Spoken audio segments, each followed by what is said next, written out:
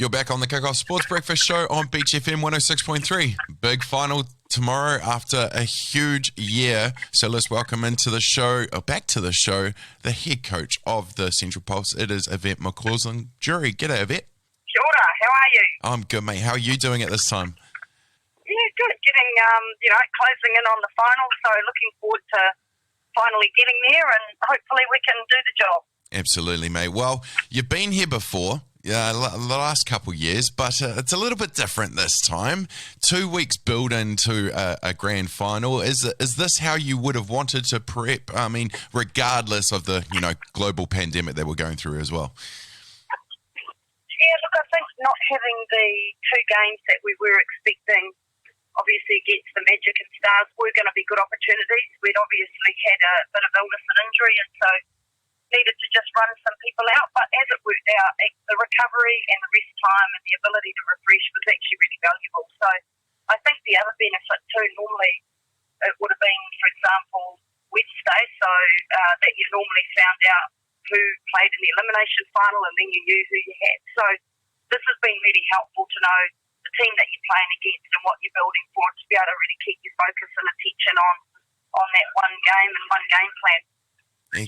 Excellent. Well, you did refer to already about the injuries and illness. Last game against the Tactix, 7 goals down, but there were things to try. Maddie Gordon, who's had a standout year, wasn't there. Amelia Ann, but you've got such a great range and balance across the whole squad that, like Katarina said last week, you guys put things in place and tried things that you are glad that you got to before this break. Yeah, I think it is really important. We've talked a lot about being a squad that's 10 deep and that ability to really understand what we bring to the environment, that everybody brings a point of difference. And when we make a change, we're looking for that variation and difference in the performance. And so I've been really impressed with the way in which each of the players has really thought, okay, what is it that I'm bringing? What is the variation I can add to the game, and really taking that opportunity. So, look, I think, the reminder about having a loss and it being the team that we're heading into the final, it isn't a bad thing. It's a good opportunity for us to reflect and really remember what makes us perform well and what our strengths are. And so this week's been a real focus on just ensuring we've got clarity, people understand their roles, that they've had conversations with, differing players that they may need to have some checkpoints on, and largely just that ability to say, okay, you're clear, there's the simplicity in task and you're ready to go. So it's been a really good build-up and we've appreciated the time, but like everything, you just can't wait to get there.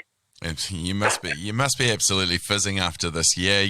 Round 1 started and then the pause and then everything centralised in Auckland. Do you think after everything's said and done in 2020 that, grand finals are tough away as it is, but you've just had this amazing stretch where you were in Auckland. Do you think that's prepared you for this year's final being away in Invercargill?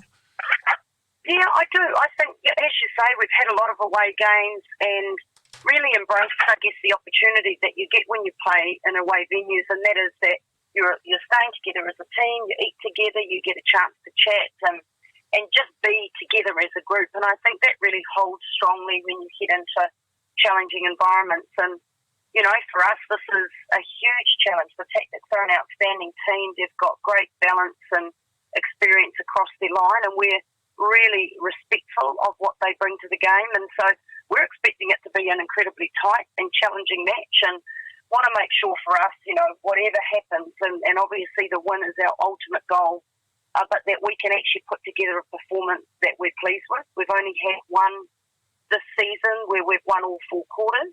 And another where we went reasonably close to that. But I think that's the important piece in any season, is that you walk away knowing that you've expressed your best potential and that as individuals you've really been able to get the best out of each other. So I'm looking forward to that challenge, because that's a really tough one, to bring everybody and orchestrate that potential all at the same time. So that's the great challenge of coaching. Fantastic. One thing, this weekend we'll see our skipper Katarina Rohi in her 150th game in the Pulse colours. What does she mean to the team?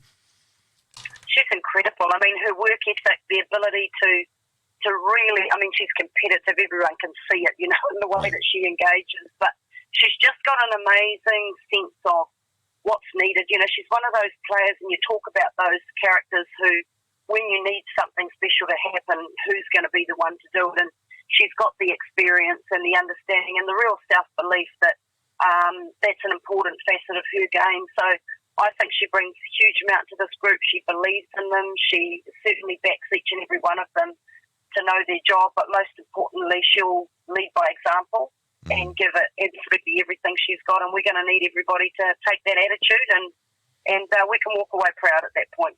Absolutely. Mate, I've only got one more question for you. Well, probably.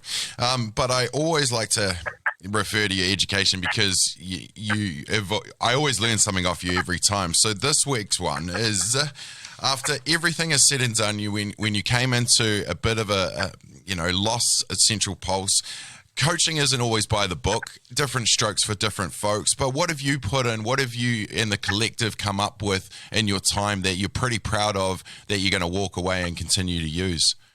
Yeah, I think the greatest piece, and it's part of, as you say, that learning as you evolve as a person too, but the piece I'm most pleased with has been the ability to bring people together to a common cause. And we've got some amazing people that are still with us and have been with us, you know, for a number of years, that when you find the strength in individuals and understand where they're at and what they bring, it's an amazing potential that you can, one, delegate, and two, then support, encourage and lead change. And so really pleased with the people we've got, that when I finish, and obviously a week after grand final, we've got all the wrap-up to do in terms of reviews. But at that very end, my greatest, I guess, sense of confidence is that we have changed an environment and made sure that the people within it are clear about their roles, add value, and more importantly, are valued.